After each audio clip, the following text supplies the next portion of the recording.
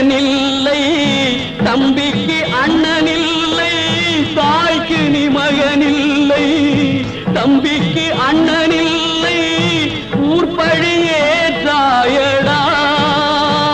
நானும் உன் பழி கொண்டேனடா, நானும் உன் பழி கொண்டேனடா.